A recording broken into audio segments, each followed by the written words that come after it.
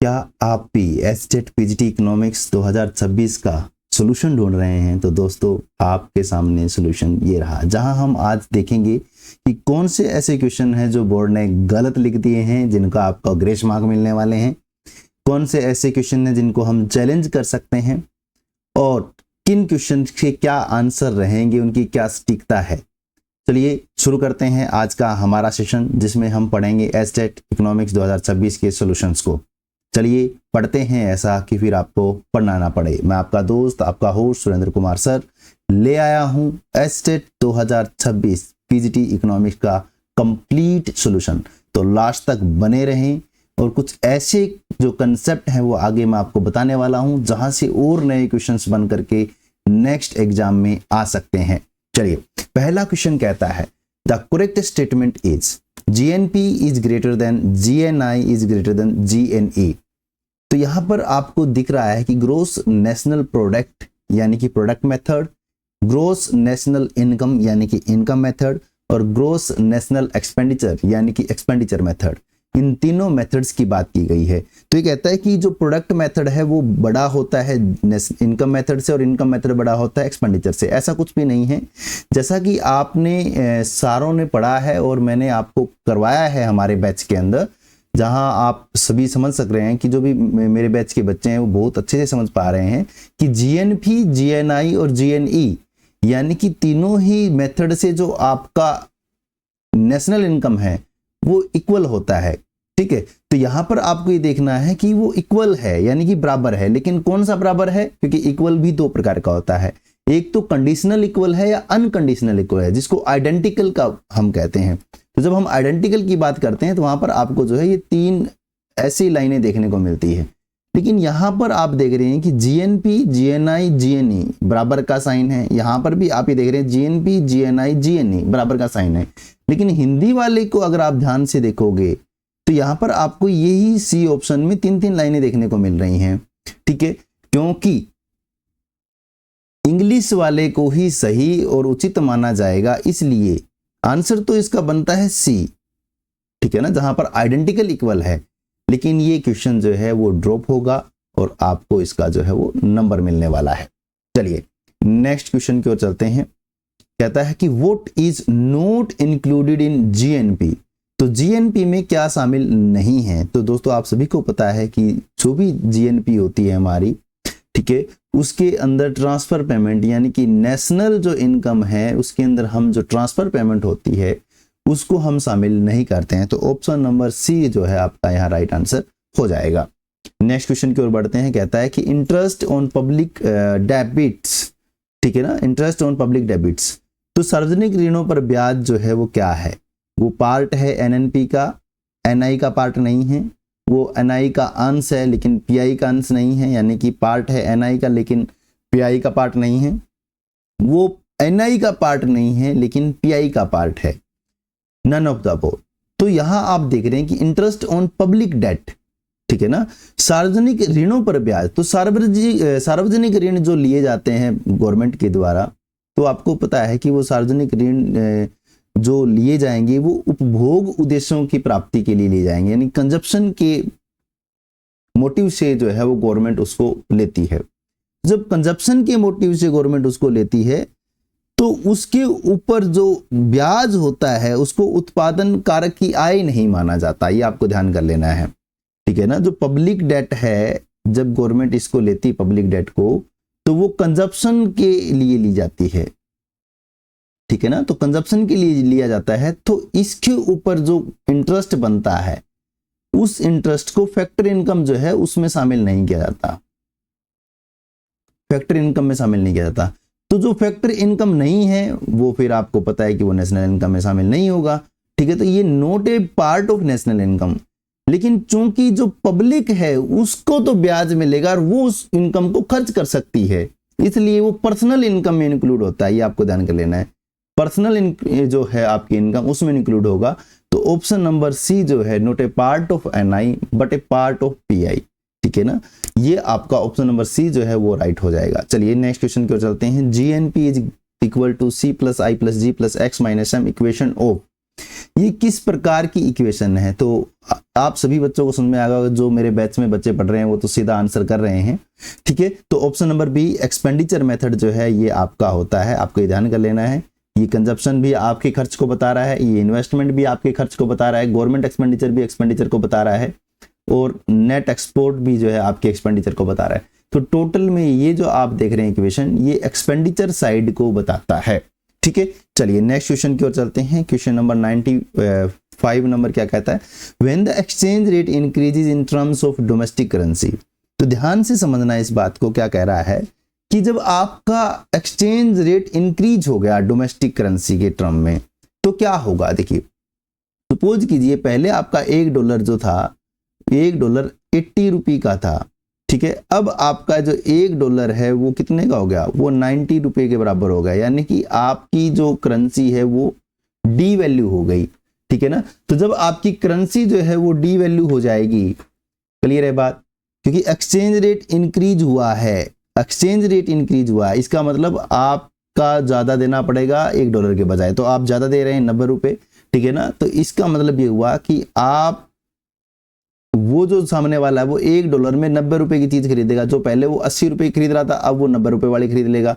इसका मतलब एक्सपोर्ट आपके जो है वो चीपर हो जाएंगे, एक्सपोर्ट चीपर, ठीक है, और इंपोर्ट आपके जो है वो महंगे हो जाएंगे,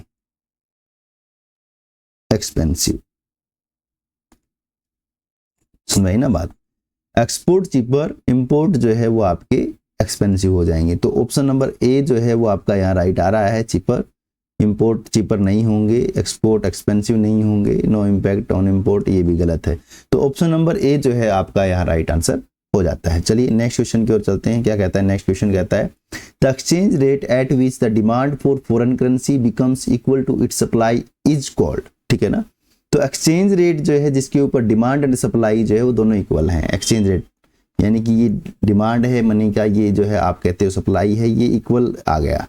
ये जो है इसको आप क्या कहोगे? इसको आप बैलेंस्ड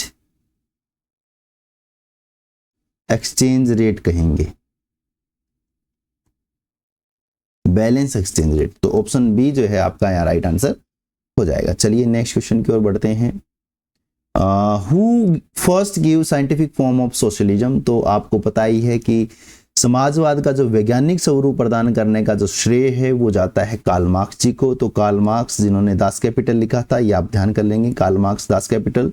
सेंट साइमन जो है वो यूटोपियन, ध्यान कर लेना, क्या पता नेक्स्ट क्वेश्चन नेक्स्ट एग्जाम में ये पूछ लिया जाए आपसे, ये यूटोपियन सोशलिज्म के जनक माने जाते हैं, यूटोपियन सोशलिज्म, ठीक है। और मार्क्स और लेनिन ने क्या किया था? कार्ल मार्क्स वाले को रूस में, रसिया में इंप्लीमेंट किया था, ठीक है ना, स्टालिन और लेनिन ने, ठीक है। तो इसको मार्क्सियन लेनिन सोशलिज्म जो है वो कहा जाता है। चलिए नेक्स्ट क्वेश्चन की ओर चलते हैं। Which of the following is not a function of RBI. तो आरबीआई जो है वो इश्यू करता है करेंसी को, यस, वो क्रेडिट कंट्रोल करता है, वो गवर्नमेंट का बैंक है या बैंकों का बैंक है, ये आपको पता है, लेकिन वो पब्लिक से डिपॉजिट नहीं लेता है। तो ऑप्शन नंबर बी आपका यहाँ सही है, ठीक है, बी जो है वो सही है। चलिए नेक्स्ट क्वेश्चन की ओर चलते हैं। क्वेश्चन नंबर 99 कहता है if primary deposit of bank is 1000 and reserve ratio is 20% then the value of deposited coefficient is. तो आपको पता है कि 1/RR इंटू में जो आपका डिपॉजिट है उसको आप लेते हैं, तो 1 जो है आपका हो गया, ये 20 जो है परसेंट, तो यानी 0.2, ठीक है, और इंटू में आप ये कहेंगे कि आपका आ जाएगा 1000, ठीक है। तो जब आप इसको काटेंगे तो ये आप इसको 1000 को तो कहने की जरूरत ही नहीं, क्योंकि अपने को नहीं देखना कि वो कितना बन जाएगा, अपने को देखना कि कितना गुना होगा। तो जब आप इसको कट करेंगे तो ये आ जाएगा 5, यानी कि वो 5 गुना होगा, क्योंकि इस पॉइंट को आप हटाओगे तो ऊपर हो जाएगा 10/2, ठीक है, तो रिजल्ट आएगा 5। तो 5 जो है वो आपका आ जाएगा आंसर, बी 5 आपका राइट आंसर हो जाएगा। चलिए नेक्स्ट क्वेश्चन की ओर बढ़ते हैं। क्या कहता है when CRR increases then credit क्या होगा, ठीक है। देखिए आपको पता है कि आरबीआई 2 प्रकार के टूल्स अपनाता है, क्वांटिटेटिव और क्वालिटेटिव। तो जब वो क्वांटिटेटिव टूल अपनाता है तो वहां पर आप CRR, SLR और bank rate, reverse repo rate, ये सारी चीजों को पढ़ते हैं। तो वहां पर जो ये CRR है, जब इसको आप बढ़ा देंगे तो बैंकों के पास जो जमा है वो बैंक ज़्यादा जमा RBI के पास में करवाएंगे। जब ज़्यादा बैंक के पास बैंक जो है RBI को जमा करवाएंगे तो बैंक के पास लोन करने के लिए कम अमाउंट बचेगा। तो इसका मतलब ये होगा कि वो कम अमाउंट लोन कर पाएंगे। ठीक है, तो इसका मतलब ये होगा कि वो कॉन्ट्रैक्शन में आ जाएंगे, यानी कि मनी सप्लाई उनके पास कम हो जाएगी। कम होने से लोन वो कम कर पाएंगे। तो CRR बढ़ाने से कॉन्ट्रैक्शन होगा, CRR कम करने से एक्सपेंशन होगा। तो आंसर बी जो है वहां पर कॉन्ट्रैक्शन आपका सही हो जाता है। चलिए नेक्स्ट क्वेश्चन की ओर बढ़ते हैं। क्वेश्चन नंबर 101 जो है वो क्या कहता है who first use the word statistics. तो ये मैंने आपको बहुत बार करवाया है और मेरी जो मैराथन है उसमें बिल्कुल फर्स्ट में ही मैंने ये बताया था कि 1749 में सबसे पहले गॉटफ्राइड एकेनबोल जी ने स्टैटिस्टिक्स शब्द का यूज किया, इसीलिए उन्हें जो है वो फादर ऑफ स्टैटिस्टिक्स भी कहा जाता है। ये आपको ध्यान कर लेना है। तो ऑप्शन ए जो है वो आपका सही हो जाएगा। नेक्स्ट क्वेश्चन की ओर चलते हैं। नेक्स्ट क्वेश्चन कहता है form of statistic data are. तो डाटा जो है वो दो प्रकार का होता है, प्राइमरी डाटा और सेकेंडरी डाटा, और दो सोर्सेज से वो लिया जाता है, प्राइमरी सोर्स से और सेकेंडरी सोर्स से। तो ये आपका आंसर आ जाएगा option number C, both A and B. तो जितना मैंने आपको करवाया था स्टैटिस्टिक्स की मैराथन में, आप देख पा रहे हैं कि वहां से लगभग क्वेश्चन जो है आपके करेक्ट हो रहे हैं। ठीक है, तो यहाँ आपको समझ में आ गया होगा कि हमारे बैच में तो उससे भी गहराई में हम उतर करके चीजों को करवाते हैं। चलिए नेक्स्ट क्वेश्चन की ओर बढ़ते हैं। नेक्स्ट क्वेश्चन कहता है 103rd क्वेश्चन कहता है which is not a form of random sampling. Random sampling का मतलब होता है कि जहां पर आपकी चुने जाने की या कोई भी वेरिएबल की चुने जाने की जो प्रोबेबिलिटी है, प्रायिकता है, वो आपकी सेम रहती है, तो उसको हम बोलते हैं रैंडम सैंपलिंग है। तो लॉटरी मेथड में से किसी को भी आप कोई भी पर्ची निकल सकती है, उसके चुने जाने की प्रायिकता सेम है, तो वो रैंडम है। बाय रोटेटिंग डम, ढोल को घुमा करके, जब आप कोई चीज को ऐसे, जब हम कोई गेम खेलते हैं और उसको घुमाते हैं तो वो किसी के भी सामने जाकर के रोक सकता है, किसी को भी वो चुन सकता है, तो वो भी जो है वो रैंडम सैंपलिंग है। सिस्टमेटिक अरेंजमेंट, सिस्टमेटिक तरीके से भी अगर हम करेंगे तब भी वो जो है वो आपका रैंडम सैंपलिंग ही होता है। लेकिन मिक्स्ड सैंपलिंग, जिसके अंदर हम ये कहते हैं कि आपकी सैंपलिंग जो है वो रैंडम भी है और नॉन रैंडम भी है, जिसमें आपकी पर्पजिव सैंपलिंग आ जाती है, जिसको मिलाकर के हम कहते हैं कि मिक्स हो गया, दोनों का मिश्रण हो गया। तो जब मिश्रण हो गया तो वो अकेला रैंडम नहीं रहा है। तो यहाँ ऑप्शन डी जो है वो आपका करेक्ट हो जाएगा। डी, मिक्स सैंपलिंग आपका यहाँ राइट आंसर होगा। चलिए नेक्स्ट क्वेश्चन की ओर बढ़ते हैं। The systematic arrangement of data is in calls and rows. ठीक है ना, तो रो एंड कॉलम्स, ये देखिए यहाँ पर थोड़ा सा कॉल्स जो है वो डाला इन्होंने। रो एंड कॉलम में जो भी डेटा को हम अरेंज करते हैं आपको पता है, ठीक है, और इसके बारे में हमने पूरी जो है मैराथन में बताया था, इसको बोलते हैं हम टेबुलेशन। तो ऑप्शन सी जो है आपका राइट आंसर हो जाएगा। नेक्स्ट क्वेश्चन की ओर बढ़ते हैं। क्या कहता है 105th क्वेश्चन कहता है क्यूबिक एंड सिलेंड्रिक डायग्राम आर। तो डायग्राम जब हम पढ़ते हैं तो वहां पे हम पढ़ते हैं 1 डायमेंशनल, 2 डायमेंशनल, और फिर हम पढ़ते हैं एक मल्टी डायमेंशनल, जिसमें आपके 3, 4 ऐसे जो है चला जाता है, 3D 4D। ठीक है, तो यहाँ पर देर डायमेंशनल की जगह 3 डायमेंशनल वो लिखना चाह रहा था, थोड़ा सा स्पेलिंग का मिस्टेक है। 1 डायमेंशनल जिसको हम बार ग्राफ बोलते हैं 1 डायमेंशनल होता है आपका। 2 डायमेंशनल हिस्टोग्राम जो है वो आपका 2 डायमेंशनल होता है। पाई चार्ट भी आपका 2 डायमेंशनल होता है। और 3 डायमेंशनल आप देख ही पा रहे हैं, क्यूबिक और सिलेंड्रिक जो डायग्राम है वो आपके 3 डायमेंशनल होते हैं। ऑप्शन सी जो है आपका यहाँ राइट आंसर हो जाएगा। चलिए नेक्स्ट क्वेश्चन की ओर चलते हैं। नेक्स्ट क्वेश्चन नंबर 106 क्या कहता है a method of classification in which the upper limit of the first group and the lower limit of the second group are same. Clear है बात? कहता है कि फर्स्ट ग्रुप का अपर लिमिट और लोअर लिमिट। तो आपको मैं बता देता हूं कि जैसे आप जब कंटिन्यूअस सीरीज को देखते हैं तो आप ये कहते हैं कि 0 to 10, तो ये 0 जो है वो आपका लोअर लिमिट होता है और ये 10 आपका अपर लिमिट होता है। लेकिन सेकंड क्लास में जैसे ही आप 10 to 20 लिखते हैं तो आप देखते हैं कि फर्स्ट क्लास का जो अपर लिमिट है वो सेकंड क्लास में जाकर के लोअर लिमिट बन जाता है। ठीक है, तो इसका मतलब ये वाली जो आप इक्वेशन देखते हैं, ये वाला जो x आप देखते हैं, इसको हम बोलते हैं एक्सक्लूसिव सीरीज। ठीक है ना, तो इसको एक्सक्लूसिव मेथड बोलते हैं। लेकिन एक इसके नीचे आप देख रहे हैं इंक्लूसिव मेथड, वो क्या होता है वो भी आप यहां समझ लीजिए। जब आपका लोअर और अपर में गैप आ जाता है, देखिए कैसे कि ये 0 to आपने 9 किया, ये आपका 10 to 19, ये 20 to 29, तो यहां पर ये जो अपर लिमिट है और यहाँ पर जो ये लोअर लिमिट है ये सेम नहीं है, ये बदल जाता है। ठीक है, तो यहाँ इस अपर लिमिट को फ्रीक्वेंसी के अंदर ही इंक्लूड कर लिया जाता है, शामिल कर लिया जाता है, इसलिए इसको बोलते हैं इंक्लूसिव सीरीज। लेकिन यहाँ हमारा जो आंसर आएगा वो आएगा ऑप्शन नंबर ए, एक्सक्लूसिव मेथड। नेक्स्ट क्वेश्चन की ओर चलते हैं। Which is not a measure of central tendency. तो जब सेंट्रल टेंडेंसी को हम पढ़ते हैं तो आपको पता ही है मीन, मोड, मीडियन की बात हम करते हैं। तो मीन, मोड, मीडियन तो हमारे सेंट्रल टेंडेंसी के पार्ट है, लेकिन डाइवर्जन वो हमारा सेंट्रल टेंडेंसी का पार्ट नहीं है। तो ऑप्शन नंबर डी आपका यहाँ राइट आंसर हो जाएगा। विच रिलेशन इज करेक्ट। तो जब हम मोड निकालते हैं और मोड निकालने में हमको परेशानी आती है, इंस्पेक्शन मेथड से भी हमारा मोड जो है वो नहीं निकल पाता है, या फिर हमारा मैं ये कहूँ कि हमारे को मीन और मीडियन गिवन हो या फिर मोड और मीन गिवन हो, तो हम कौन सा फॉर्मूला लगाते हैं। तो हम कहते हैं कि मोड इज इक्वल टू हम कहते हैं कि 3 मीडियन माइनस 2 मीन। ठीक है, तो मोड को हम z से रिप्रेजेंट करते हैं, तो 3m माइनस 2 मीन। तो यहाँ पर जो है ये बार नहीं लगा हुआ है, लेकिन ऑप्शन नंबर ए जो है आपका यहाँ राइट आंसर हो जाता है। ठीक है, चलिए नेक्स्ट क्वेश्चन की ओर चलते हैं। और फिर वापस से मोड का फॉर्मूला ये जो है पूछ लिया गया है। ये मेरे मैराथन से, हर एक क्वेश्चन मेरे मैराथन से आया हुआ है। देखिए z का जो फॉर्मूला है यानी कि मोड निकालने का फॉर्मूला जो है वो लोअर लिमिट ये L1 होता है। यहाँ पर नहीं लिखा हुआ है, मैं आपको बता देता हूँ, ये L1 होता है। L1 का मतलब जो लोअर लिमिट होती है, जैसे मैंने अभी आपको बताया था x में 0 to 10, तो ये जो है ये L1 है, ये L2 है, ये आपको ध्यान करना है, ये L1 है। तो L1 को यहाँ पर लेते हैं हम। ठीक है, F1 minus F0 2F1 minus F0 minus F2 into में इंटरवल, ये फॉर्मूला होता है मोड निकालने का। तो ऑप्शन नंबर ए जो है आपका यहाँ राइट हो जाता है। चलिए नेक्स्ट क्वेश्चन की ओर चलते हैं। कहता है grouping method is used to. देखिए ग्रुपिंग मेथड हम मोड को निकालने के लिए करते हैं, और क्या होता है वो भी मैंने उस वीडियो में बताया हुआ है। नेक्स्ट चलते हैं क्वेश्चन की ओर। क्या कहता है, कहता है what is the mean of 9, 18, 27, 36, 45। जब हम इनको सम अप करेंगे तो जैसा कि इन्होंने कर रखा है सम अप, यहाँ पर आप जोड़ देख रहे हैं टोटल, तो 135 जो है वो टोटल हो जाएगा। और इसको जब हम 5 से डिवाइड करेंगे तो 27 जो है वो आंसर आएगा। तो आंसर आएगा 27। ठीक है, और यहाँ पर है नहीं 27, तो बच्चा जो है वो किसके साथ में जाए। तो क्योंकि 27 के नज़दीक 25 है, क्योंकि यहाँ तो जो गैप है आप देख पा रहे हैं वो 2 नंबर का गैप है, लेकिन यहाँ जो गैप आप देख पा रहे हैं वो 9 मार्क्स का गैप है, 9 नंबर का गैप है।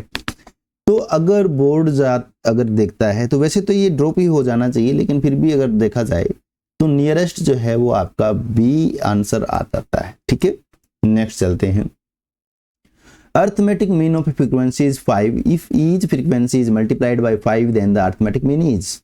तो जैसा कि आप देख रहे हैं कि कोई मीन है 5, तो उसको अगर हम कह देते हैं कि भाई 5 को हम मल्टीप्लाई कर देते हैं, 5 को हम मल्टीप्लाई कर देते हैं, यानी कि इस मीन को मल्टीप्लाई, मीन का मल्टीप्लाई का मतलब यानी कि 1, 2 और 3 है, इसके ये जो सारे वेरिएबल है इसको हम 5 से मल्टीप्लाई कर दें। जब हम इसको 5 से मल्टीप्लाई कर देंगे तो यहाँ हमारा मीन कितना आता, 2। ठीक है, अब हम क्या कर रहे हैं, इसमें 5 से मल्टीप्लाई कर देते हैं, तो ये आपका आ जाएगा 10। यानी कि आप ये कहना चाह रहे हो कि जब 2 था तो उसका 5 गुना हमारा रिजल्ट आया, तो अब अगर हमारा मीन कितना है 5, तो उसका 5 गुना कितना आ जाएगा 25, तो आंसर तो हमारा आ जाएगा 25। ठीक है, लेकिन आपको ये ध्यान करना है ये मीन की प्रॉपर्टी है, जिसमें वो कहता है कि जब भी आप उसको गुणा करेंगे या भाग करेंगे तो उतने ही, मतलब आपको ये ध्यान देना है, मीन में आप ये नहीं कर रहे हैं, मीन की जो वैल्यू है जहां से आपने मीन को फाइंड आउट किया है वहां से जब आप उस हर एक में गुना या भाग करेंगे तो उतना ही गुना भाग मीन में कम या ज्यादा हो जाएगा। ठीक है, लेकिन जब आप प्लस माइनस करेंगे तो वहां पर यानी कि उसके ऊपर इफेक्ट जो है वो नहीं देखने को मिलता है। ठीक है, तो यहाँ आपको ध्यान कर लेना है 25 जो है यहाँ राइट आंसर हो जाएगा। Formula to find median in a continuous series is. तो आपको ध्यान करना है कि जब हम इंडिविजुअल सीरीज, कंटिन्यूअस सीरीज या डिस्क्रीट सीरीज की बात करते हैं, जैसा कि मैंने बताया हुआ है, तो जब हम मीडियन निकालते हैं तो इंडिविजुअल सीरीज के लिए फॉर्मूला रहता है आपका n+1/2, यानी कि इंडिविजुअल सीरीज के लिए, और डिस्क्रीट सीरीज को जब आप निकालते हैं तो आप इस फॉर्मूले का यूज करेंगे। लेकिन इन्होंने पूछा कॉन्टिन्यूअस, तो कॉन्टिन्यूअस के लिए आप n/2 फॉर्मूले का यूज करेंगे तो ऑप्शन बी जो है आपका यहाँ राइट आंसर हो जाएगा। तो कॉन्टिन्यूअस में आपका n/2 जो है वो फॉर्मूला लगता है और उसके बाद फिर एक और फॉर्मूला लगता है, ठीक है। चलिए नेक्स्ट क्वेश्चन की बात करते हैं 114 विच टाइप रिलेशनशिप, वो क्या फॉर्मूला लगता है आप मेरे को कमेंट बॉक्स में जरूर लिख करके बताइएगा। Which type of relationship between two variables does a downward curve और लाइन शोज। तो मैं आपको आगे वीडियो में बताऊंगा कौन कौन से क्वेश्चन है जो ड्रॉप होंगे, कौन कौन से क्वेश्चन ऐसे हैं जिनको आप चैलेंज कर सकते हैं। विच टाइप ऑफ, तो लास्ट तक बने रहिए और देखते रहिए perfect knowledge. Which type of relationship between two variables does a downward curve और लाइन शोज, ठीक है। तो कहता है कि रिलेशनशिप जो है वो दो वेरिएबल के बीच में क्या कहता है कि डाउनवर्ड कर्व लाइन को बताएगा। तो नेगेटिव रिलेशनशिप होता है, आपको पता है नेगेटिव रिलेशनशिप यहाँ पे पी और क्वांटिटी के बीच में संबंध है कि अगर आप पी को कम करेंगे तो क्वांटिटी बढ़ेगी और अगर आप क्वांटिटी को कम करेंगे तो प्राइस बढ़ेगा, ठीक है। तो ये दोनों जो है वो डाउनवर्ड स्लोप को बता रहे हैं, तो नेगेटिव रिलेशनशिप जो है वो बताता है। 115 नंबर क्वेश्चन क्या कहता है, the shape of supply curve is, तो आपको पता है सप्लाई कर्व का जो शेप होता है P इंटू क्वांटिटी, ये पॉजिटिव रिलेशन को बताता है। तो आपका ऑप्शन आ जाएगा ए, पॉजिटिव रिलेशनशिप। चलिए नेक्स्ट क्वेश्चन की ओर चलते हैं। क्वेश्चन नंबर 116 कहता है when total utility is maximum then marginal utility is.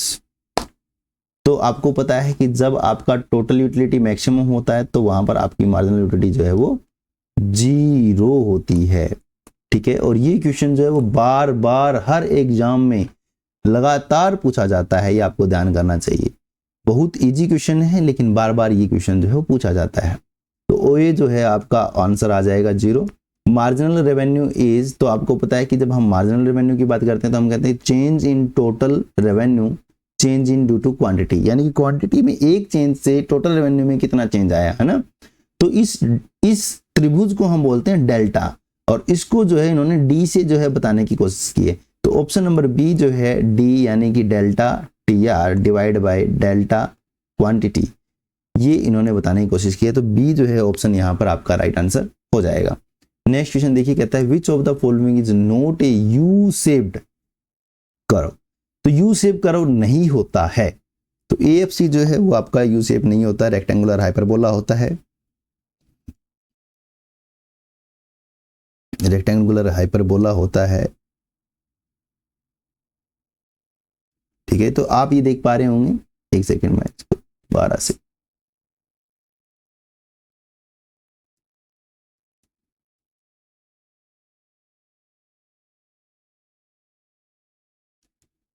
अब आप देख रहे हो जितना मैंने यहां छोड़ा और जितना मेरे को यहां मिला उतना ही मैंने यहां छोड़ा और उतना ही मेरे को यहां मिला, ठीक है ना। तो यानी कि कहने का मतलब कि यहां पर यूनिट इलास्टिक होती है, ठीक है। तो यहां पर 1 के इक्वल जो है आपको 1 के इक्वल मिलेगा इलास्टिसिटी। तो AFC कर्व होता है जो आपका रेक्टेंगुलर हाइपरबोला होता है और क्लासिकल का एग्रीगेट डिमांड जो है वो भी आपका रेक्टेंगुलर हाइपरबोला जैसा ही होता है, ये आपको ध्यान कर लेना है। चलिए नेक्स्ट करते हैं 119 the reason for the expansion in demand is. तो आप देखिए कि एक्सपेंशन की जब हम बात करते हैं तो एक्सपेंशन तभी पॉसिबल होता है, एक्सपेंशन तभी पॉसिबल होगा जब आपके प्राइस जो है वो कम होंगे। तो आप A पॉइंट से B पॉइंट पर आएंगे और आप कहेंगे कि यहाँ से हमारी डिमांड जो है वो एक्सपेंस हो गई है, बढ़ गई है, विस्तार हो गया है, तो प्राइस की में कमी है ना। तो देखो इंक्रीज इन डिमांड नहीं, ये गलत हो गया। इंक्रीज इन इनकम नहीं, ये गलत हो गया। इंक्रीज इन प्राइस नहीं, ये गलत हो गया। तो ऑप्शन नंबर डी जो है नन ऑफ दीज, क्योंकि आपका आंसर क्या आना चाहिए था, आपका आंसर आना चाहिए था कि प्राइस में कमी, लेकिन वो यहाँ नहीं है। तो डी जो है आपका यहाँ राइट आंसर हो जाएगा। नेक्स्ट देखिए 120 क्वेश्चन कहता है when the shape of indifference curve is L shape. तो एल शेप आप सभी ने पढ़ा है, मेरी क्लासेस जो है आपने लगाई हैं। एल शेप जो है वो आपका कॉम्प्लीमेंट्री गुड्स के लिए होता है। तो ऑप्शन नंबर बी आपका यहाँ राइट आंसर हो जाता है। नेक्स्ट क्वेश्चन की ओर बढ़ते हैं। कहता है कि 121 क्वेश्चन कहता है the slope of budget line shows. तो ये भी हमने किया हुआ है। स्लोप ऑफ बजट लाइन क्या होता है, PX/PY, यानी कि प्राइस रेशियो। देखो the ratio of price of goods, यानी कि सी ऑप्शन आपका यहाँ राइट आंसर हो जाता है। नेक्स्ट क्वेश्चन देखिए 122 कहता है in case of N inferior good when the price fall the income effect is. तो यहाँ पर आप देख रहे हैं हिंदी में लिखा हुआ गिवन वस्तु, यहाँ लिखा हुआ इंफीरियर गुड, ठीक है। तो इंफीरियर गुड और गिवन गुड्स दोनों में थोड़ा सा मेजर डिफरेंस है। हाँ, मानता हूं कि जो इनका इनकम इफेक्ट होता है वो नेगेटिव ही होता है, तो ये आंसर तो सही है, ऑप्शन नंबर बी तो आपका सही है कि नेगेटिव है। लेकिन यहाँ आपको ध्यान करना होगा कि जो गिवन का इनकम इफेक्ट है वो बहुत स्ट्रॉन्ग होता है, जो सब्स्टिट्यूशन इफेक्ट को भी कवर कर लेता है। ठीक है, तो ये आपको ध्यान करना है। तो बी जो है आपका राइट आंसर आ जाएगा, नेगेटिव। नेक्स्ट चलते हैं, 123 क्वेश्चन कहता है what is held constant in the price effect to determine the substitution effect. तो जब आप प्राइस इफेक्ट की चीजों को देखते हैं और सब्स्टिट्यूशन इफेक्ट के बारे में पता लगाते हैं, देखिए कीमत प्रभाव में जो है आप प्रतिस्थापन प्रभाव को जानने के लिए, यानी कि सब्स्टिट्यूशन इफेक्ट को जानने के लिए कीमत प्रभाव में क्या स्थिर रखा जाता है। तो आपको पता है कि प्राइस इफेक्ट जो है वो बनता है आपका सब्स्टिट्यूशन इफेक्ट से प्लस इनकम इफेक्ट से, इन दोनों से मिलकर के बनता है। तब आप प्राइस इफेक्ट जो है वो जान पाते हैं, यानी कि जिसको आप टोटल इफेक्ट भी कहते हैं। ठीक है, तो सब्स्टिट्यूशन इफेक्ट अगर आपको निकालना है तो आप बढ़ी हुई इनकम, यानी कि जो इनकम उस व्यक्ति की बढ़ी है, उस बढ़ी हुई इनकम को वापस खींच लेते हैं। ठीक है, तो मैंने इसको करवाया हुआ है, आप ध्यान करेंगे। स्लेट्सकी और हिक्स भी जो है इसके ऊपर बात करते हैं, जहां पर हमने किया था कि ये आपका इंडिफरेंस का है, फिर जो है वो प्राइस कम होने से आपका बजट लाइन जो है वो बढ़ जाता है, फिर आपने ऐसा एक और आईसी कर्व लगाया था। ठीक है, फिर हम क्या करते हैं कि बड़ी इनकम को वापस ले लेते हैं, हम कहते हैं कि ये यहीं से ले लेगा, यानी कि वो इस वाले को परचेज कर पा रहा है, इस वाले को अगर वो परचेज कर पा रहा है, इसका मतलब जो इनकम उसकी बढ़ी वो इनकम हमने वापस ले ली, सिंपल। जब वो उसने इनकम वापस ले ली और फिर हमने कहा कि वो यहाँ आ गया है नेक्स्ट पे, हम कहते हैं कि ये सब्स्टिट्यूशन इफेक्ट है, ये जो इनकम इफेक्ट है। तो इस इनकम इफेक्ट को हमने क्या कर दिया, इस इनकम इफेक्ट को हमने कांस्टेंट कर दिया है। ठीक है, तो ये जो इनकम इफेक्ट होता है ये होता है आपका रियल इनकम। ठीक है ना, ये होती है आपकी रियल इनकम। तो आपका आंसर आ जाएगा ऑप्शन नंबर बी, आपका यहाँ आंसर आएगा रियल इनकम। चलिए नेक्स्ट क्वेश्चन की बात करते हैं। When a change in price reduces total expenditure then elasticity is. तो देखिए ये क्वेश्चन भी थोड़ा सा जो है वो गड़बड़ है। क्या कहता है, कीमत में बदलाव। अब कीमत में बदलाव जो है वो कैसा, कीमत बढ़ेगी कम होगी, ठीक है ना। चेंज इन प्राइस बोल दिया इन्होंने, तो प्राइस जो है वो बढ़ेगा तब भी चेंज हो रहा है, प्राइस जो है वो कम होगा तब भी चेंज हो रहा है। कुल व्यय में कमी, अगर यहाँ आप कहेंगे कि एक्सपेंडिचर में कमी है और यहाँ आप कह रहे हैं कि एक्सपेंडिचर में कमी, तो दो कंडीशन हो गई कि प्राइस बढ़ने पर एक्सपेंडिचर में कमी, तो आप कहोगे कि इलास्टिसिटी जो है वो आपकी ग्रेटर देन 1 है, और ये आप कहोगे तो आप कहोगे इलास्टिसिटी जो है वो लेस देन 1 है। आप कहोगे कैसे निकाल रहे हैं सर, तो आप याद कीजिए एक्सपेंडिचर मेथड जो डॉक्टर मार्शल ने दिया है। देखिए ये प्राइस है, ये आपका एक्सपेंडिचर है, प्राइस कम हुआ आपका एक्सपेंडिचर बढ़ा, यहाँ पर आपकी जो इलास्टिसिटी है वो ग्रेटर देन 1 है। ठीक है, और मैं एक बार कलर चेंज कर लेता हूं, और यहां आप देखेंगे कि ये आपका जो है वो एक्सपेंडिचर प्राइस कम हुआ, एक्सपेंडिचर आपका कम हुआ, यहां पर आपकी इलास्टिसिटी जो है वो लेस देन 1 है। तो यहां कीमत में बदलाव से कुल व्यय कम होता है। जब आप ये कहते हैं तो लॉस क्या होगी, लेकिन यहां पर आपको ऑप्शन जो है वो ये नहीं दिया हुआ है, एक से अधिक वाला नहीं दिया है, ये दिया हुआ है, तो इसका मतलब वो ये वाली कंडीशन पूछ रहा है, इन इलास्टिक। लेकिन यहां आप ध्यान से देखेंगे, यहां पर ए ऑप्शन लॉसदार, बी ऑप्शन बेलॉसदार। जो हिंदी वाले बच्चे हैं अगर वो बी ऑप्शन करके आएंगे तो उनका गलत हो जाएगा, क्योंकि इंग्लिश में उसका आंसर ऑप्शन नंबर ए है, क्योंकि इंग्लिश को जो है वो करेक्ट माना जाएगा, सिंपल सी बात है। ठीक है, तो ये ध्यान कर लेना। नेक्स्ट चलते हैं 125 क्वेश्चन की ओर। The elasticity of demand on rectangular hyperbola demand curve. पीछे ही हम पढ़ करके आए थे कि रेक्टेंगुलर हाइपरबोला डिमांड कर्व के ऊपर आपकी इलास्टिसिटी जो होती है वो यूनिट इलास्टिक होती है, 1 के बराबर होती है। चलिए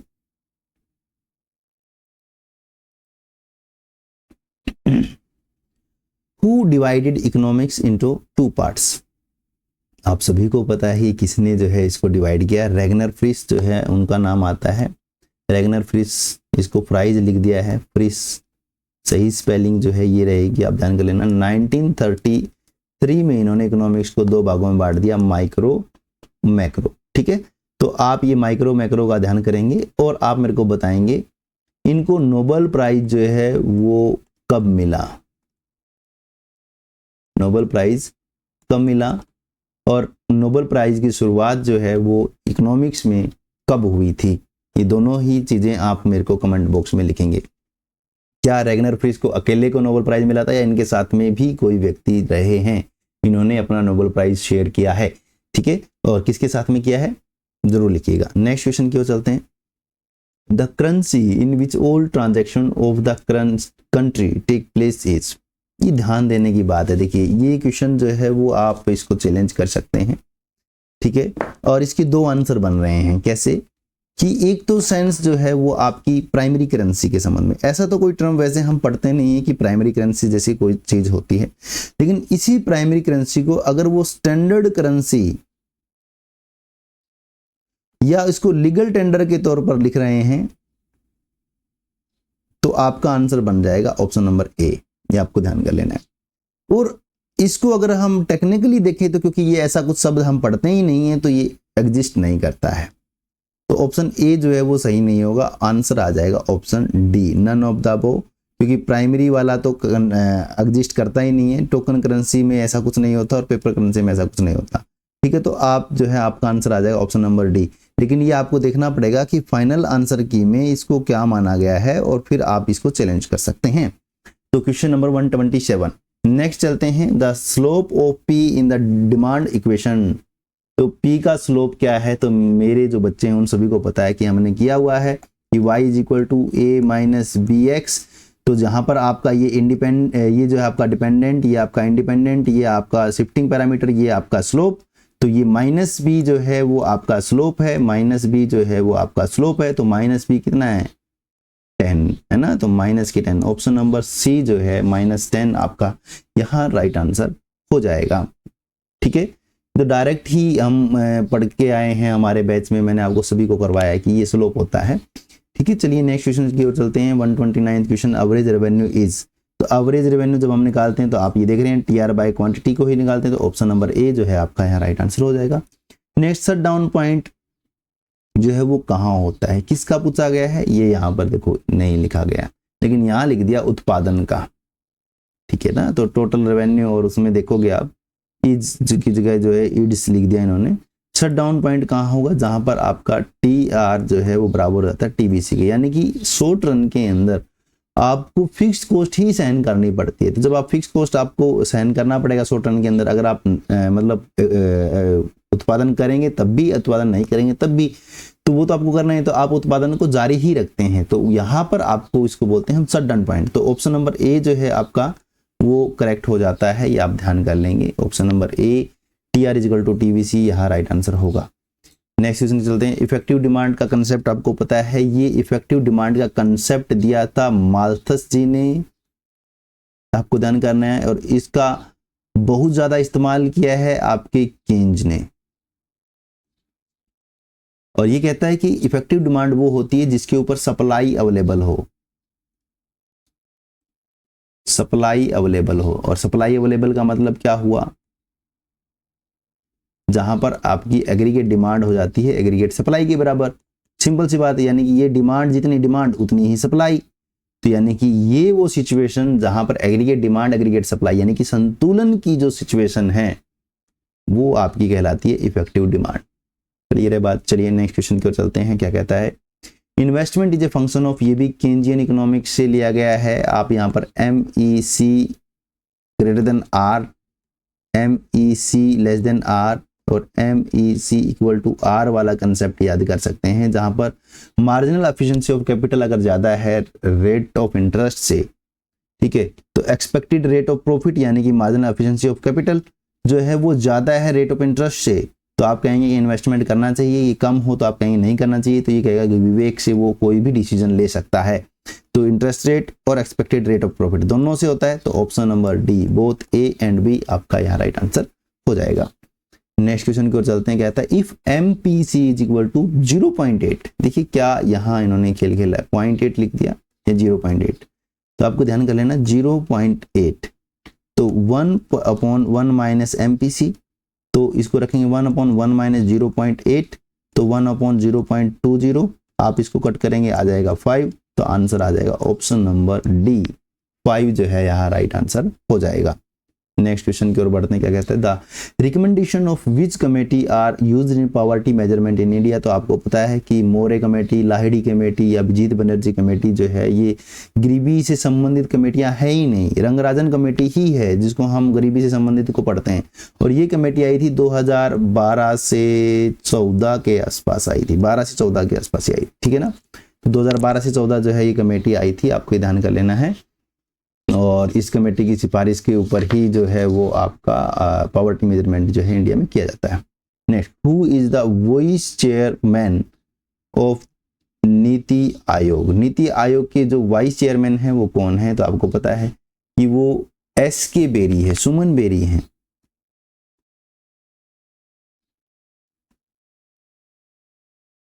ठीक है, इन्होंने S की जगह C कर दिया है, सुमन बेरी है। तो BR सुब्रमण्यम कौन है, BR सुब्रमण्यम CEO हैं नीति आयोग की, ये ध्यान कर लेना है। नरेंद्र मोदी जो है वो चेयरपर्सन है नीति आयोग के। जो प्रधानमंत्री होते हैं वो हमारे चेयरपर्सन होते हैं, ये आपको ध्यान कर लेना है। चलिए नेक्स्ट क्वेश्चन की ओर चलते हैं। नेक्स्ट क्वेश्चन क्या कहता है, कहते हैं कि in which 5-year plan of India Cobb Douglas model was use. तो आपको पता है कि फर्स्ट तो आपको पता है हैर डोमर का मॉडल था, सेकंड जो है वो नेहरू महालनोबिस का मॉडल था, ठीक है। और ये मैरी करके कुछ उनके साथ में फोर्थ वाला आप देख लेना। 8th वाला जो था उसके अंदर कोब डगलस जो है वो 1992 टू 97, ठीक है, जब आपके LPG रिफॉर्म्स पे थे, ठीक है, उसमें। तो 8th जो है कोब डगलस मॉडल जो है उसमें यूज किया गया। तो ऑप्शन नंबर डी आपका यहाँ राइट आंसर हो जाएगा।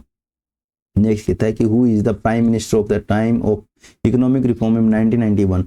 तो आपको पता होना चाहिए कि PV नरसिम्हा जी जो थे वो उस समय में प्राइम मिनिस्टर थे और इन्होंने मनमोहन सिंह जी को उस समय जो है वो फाइनेंस मिनिस्टर बनाया था, वित्त मंत्री बनाया था। और इन दोनों ने मिलकर के जो है वो 1991 में इकोनॉमिक रिफॉर्म किए थे। तो उस समय मनमोहन सिंह जी जो थे वो प्राइम मिनिस्टर नहीं थे। आपसे प्राइम मिनिस्टर जो है वो पूछा गया है, ये आपको ध्यान कर लेना है। तो ऑप्शन नंबर बी आपका यहाँ राइट हो जाएगा, PV Narasimha Rao. Next, how is green GDP calculated. तो आप देखेंगे conventional GDP minus environmental cost, लेकिन यहाँ पर तो प्लस है, ये आपको ध्यान कर लेना है। तो इन्वायरमेंटल कॉस्ट ये गलत हो जाएगा, कन्वेंशनल प्लस ये भी प्लस है, लेकिन यहाँ आपको माइनस देखने को मिलना चाहिए था। Consumption of natural, conventional GDP plus green investment नहीं, ये भी नहीं, पारंपरिक GDP जोड़कर घटाकर। यस, देखिए यहाँ पर इन्होंने जो है वो हिंदी में सही लिखा हुआ है कि पारंपरिक GDP में पर्यावरण व्यय को घटा करके, लेकिन यहाँ इन्होंने इसको जो है वो प्लस लिख दिया, ठीक है, ये भी इनकी मिस्टेक है। तो ये क्वेश्चन भी जो है वो ड्रॉप होगा, ठीक है। इसका आंसर जो है वो आ जाएगा ऑप्शन नंबर बी। वैसे अगर हिंदी को देखा जाए तो बी आ रहा है, लेकिन क्योंकि इंग्लिश को ही करेक्ट माना जाता है तो इसका जो है वो ग्रेस सभी को मिलने वाला है। नेक्स्ट चलते हैं 139 क्वेश्चन कहता है what 3 basis dimension does the human development index. तो ह्यूमन डेवलपमेंट इंडेक्स जो है वो आपको पता है 1990 में UNDP द्वारा जो है ये लाया गया था। अमृत्य सेन, डॉक्टर अमृत्य सेन और महबूब उल हक पाकिस्तानी जो अर्थशास्त्री रहे हैं, इन दोनों ने मिलकर के बनाया था। और इसमें हेल्थ, एजुकेशन और स्टैंडर्ड लिविंग की बात करते हैं तो ऑप्शन बी जो है आपका यहाँ राइट आंसर हो जाएगा। तो which organization is responsible for calculating, ये देखिए आ गया SDI को कौन कैलकुलेट कर रहा है, अभी हम ऊपर बढ़ गया है UNDP। तो ऑप्शन सी जो है आपका यहाँ राइट आंसर हो जाएगा। अब नेक्स्ट क्वेश्चन हो सकता है कि कब, तो 1990, ये आप देख सकते हैं। नेक्स्ट क्वेश्चन की ओर चलते हैं, प्रोडक्शन पॉसिबिलिटी कब, PPC। तो ये PPC आप देखते हैं कैसा होता है, कनकेव टू ओरिजिन, ठीक है ना। किस वजह से होता है, आप ये ऐसे कर सकते हैं कि इस वजह से होता है कि हर बार छोड़ना ज्यादा पड़ता है, increasing opportunity cost, increasing opportunity cost की वजह से ये क्या होता है, कनकेव टू ओरिजिन होता है। चलिए नेक्स्ट क्वेश्चन की ओर चलते हैं। 142 क्वेश्चन कहता है इकोनॉमिक प्रॉब्लम अराइजेस। तो ये need are unlimited, resources are limited, alternative uses of resources are possible, all of the above. तो आंसर आ जाएगा आपका D option, all of the above. तो ये तो बहुत ही इजी क्वेश्चंस जो है वो आ रहे हैं, आपको भी समझ में आ रहा होगा। तो ठीक है, चलिए नेक्स्ट क्वेश्चन की ओर चलते हैं। कहता है economics is a science which deals with. तो इकोनॉमिक्स जो है वो ह्यूमन की वांट और रिसोर्सेज से डील करता है। तो ऑप्शन नंबर सी आपका यहाँ राइट हो जाएगा। Micro economics related with individual ये आपको डायरेक्ट आ रहा है। नेक्स्ट करते हैं, which analysis is called price theory. तो प्राइस थ्योरी आप माइक्रो को कहते हैं, option number A micro analysis, लेकिन मैक्रो को आप एम्प्लॉयमेंट यानी कि आप जनरल प्राइस लेवल या एम्प्लॉयमेंट की थ्योरी जो है आय तथा रोजगार का सिद्धांत नाम से समझते हैं। तो नेक्स्ट टाइम आप ध्यान कर सकते हैं कि हो सकता है वो क्वेश्चन आपसे पूछ लिया जाए। नेक्स्ट क्वेश्चन की ओर चलते हैं, quantity measured at the point of time. तो जो पॉइंट ऑफ टाइम और पीरियड ऑफ टाइम पे बात करते हैं तो एक स्टॉक होता है, एक फ्लो होता है। तो जो पॉइंट ऑफ टाइम पे तो वो स्टॉक की बात करेगा, पीरियड ऑफ टाइम की बात कर रहा है तो वो फ्लो की बात करेगा। तो यहाँ पे at a point of time की बात की है तो ऑप्शन नंबर ए स्टॉक की बात की गई है। Which one is the leakage in the circular flow of national income. तो नेशनल इनकम में 3 जो है वो लीकेज देखने को मिलते हैं और 3 ही इंजेक्शन देखने को मिलते हैं। तो पहले हम लीकेज की बात कर लेते हैं, लीकेजेस।